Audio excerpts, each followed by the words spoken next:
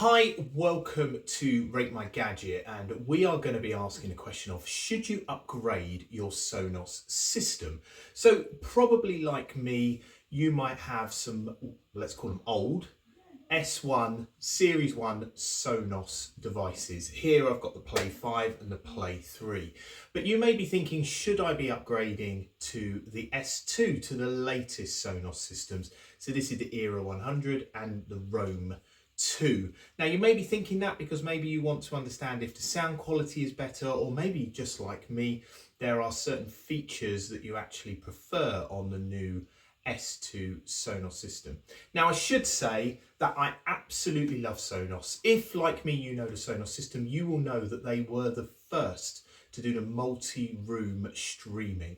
Now today it seems obscure to think about it, but back when there only used to be the option of being able to stream music through the likes of FM tuners to different radio stations tuned in, Sonos were the first to do it properly through an app.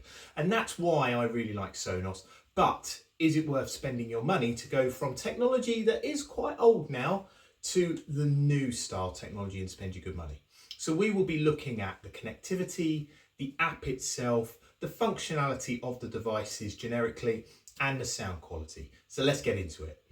So first of all, the S1s, and I'll call these the Series 1, the S1, and I'll call the next generation the S2. So you can no longer get the S1, so if you're going to be buying them, or if you've got them, you can't get them through any kind of, John Lewis or Amazon or anything like that. The S1s overall, generically, are beefier and bulkier, and they are really well built. If, like me, you've got one, then you maybe had it for at least 8 to 10 years, and that is amazing when it comes to technology.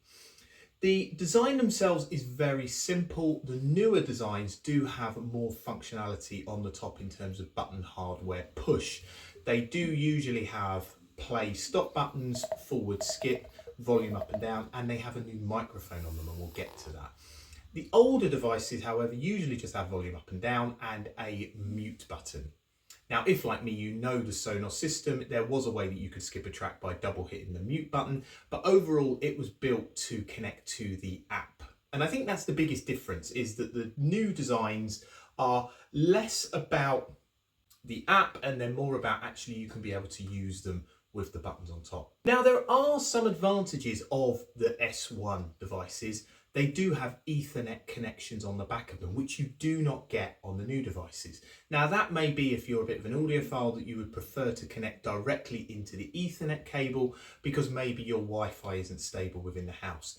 The other thing as well is that on the Play 5, which you can't find on any of the other Sonos devices, it does have a auxiliary jack. However, that's quite nice if you want to plug it into quite an old amp system, or if you want to plug in, say, a vinyl player straight into it. So there are some advantages with the old hardware. However, saying that, the new hardware, such as the Era 100, does have a USB-C line in. So it gives you a bit more functionality than the older, more analog style connections. However, the two massive advantages, and they are pretty much the reason why I personally decided to upgrade, are all of the speakers from the S2 range are Bluetooth connected. So what that means is that if you wish to play Bluetooth music through them, then you can be able to do that through your phone or an iPad. You're not reliant purely on the Sonos system. Now, that is really useful because when you have stuff like the Roam 2 as portable, it means that you can easily take this with you and Bluetooth connect to it. So if you are camping or you're away from your home and on your Wi-Fi, whereas in the old system, it was a little bit convoluted and complicated, actually with the Bluetooth connectivity, it's really easy now. Even if you took the Era 100, you could take it where you wanted, plug it in, and it's Bluetooth connected. The second reason is the microphone on them. Now, the microphone on them, although everything has a microphone on it, actually Sonos provide their own microphone system. So it does connect it to Alexa if you want to use that, so you can control your devices. However, if like me, you want this purely as a speaker, they do have their own Sonos system. And the thing I love, and it says it when you first open up the box and you connect it, is they do not keep any recordings of your voice. It's very controlled around your privacy. The other thing as well is it doesn't act as a voice control in which you can ask it millions of questions about the news. It is purely to control your music. The other thing that's really useful is without the app, it means that you can group devices really easily, skip tracks, turn the volume up and down. Now, I really like that functionality, and especially if, like me, the speaker may be out of easy hand reach and you don't want to continuously go back to the app. Now, in terms of the app itself, the great thing with Sonos, and you have to credit them for it, is that the old devices are still completely accessible via the old Series 1 app. Now, there was a lot of criticism that the Sonos system came up against. However, you have to say for devices that are coming up to 10 years old, for a company to be able to still support them on a dedicated app is really quite impressive. The actual Sonos app itself, the difference between the Series 2, the S2 and the S1, is very marginal. At the moment, the services you get on there, such as Apple Music, Amazon, Spotify, Tidal, TuneIn, all of those things, there isn't much difference, and I couldn't find any services that were available on the S2 compared to the S1. So at this present time, actually the functionality of the connected services is pretty good.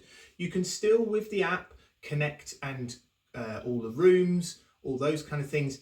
The new app on the S2 slightly lets you do a little bit more in terms of Bluetoothing and True Play as well. So it does allow you to set up a test in which it creates an environment in which, through some series of pulses and beeps, it will then tune the speaker for your environment. The S1 doesn't really do that, or it doesn't do that.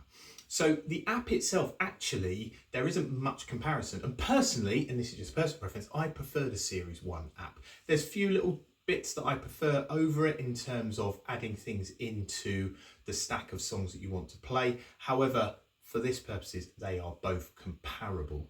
The only risk is that as we go forward, any new streaming services won't be supported in the Series 1 app. And I think that's the biggest risk, is that overall at present, the Series 1 app works very well and effectively at being able to connect these devices. However, there is a risk that give it a longer duration, as the likes of Spotify and Tidal and all of those other services maybe change, the new services may not be supported on these devices. So that is a risk. However, at this time, there is very little difference between the apps.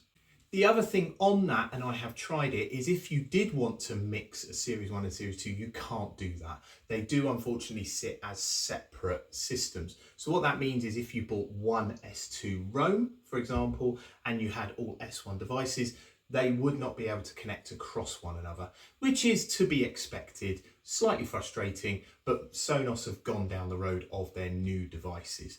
So any old devices you have, you still can use them on the same Wi-Fi at the same time, but you wouldn't be able to use them as multi-rooms, for example. Now, in terms of sound, obviously it depends on what device you buy. I'm not going to go into it because the Play 3 and Play 5 are very different from the Era 100 and the Roam 2.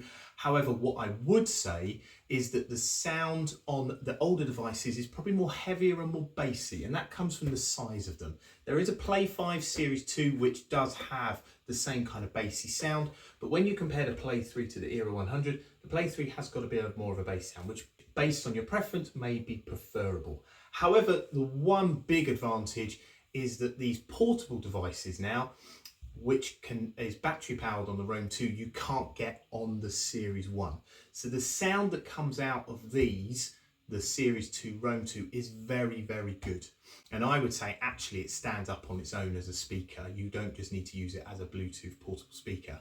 The other thing I really like with this is that when you plug it in, it has technology in it, which means that once it is fully charged, it doesn't keep trying to charge the battery and discharge at that kind of upper limit. It basically runs on the power supply. So once the battery is fully charged, inside the internal circuitry is clever enough in which it turns fully over to a power device, which is great, which means that it's not getting into that realm of constantly trying to charge and discharge itself at that top level. Overall, what do I think? So I think it's a personal preference. Do I believe that you should be jumping for the Series 2? If the Bluetooth and the microphone are important for you, or if you don't feel like you miss them, then probably not. The Series 1 currently is well supported. However, I would say there is no doubt in my mind that eventually the Series 1 will start become less and less attractive as services come out that may not be supported by them. However, at this present time, if you really like the microphone feature and you want the Bluetooth feature, it is worthwhile considering to upgrade. However, depending on how big your system is, you may be spending quite a bit of money in getting all your devices over to the Series 2. I really hope that's helped, and please do ask me any questions in the comments below. I'm always happy to respond to them. Like I said, I've been using now the Series 2 system for about 3-4 months. Series 1 I do actually have still in some of my rooms that I utilise, but eventually I will transition over. Please do ask me any questions that you may have. Okay, thanks for watching. Please like, please subscribe.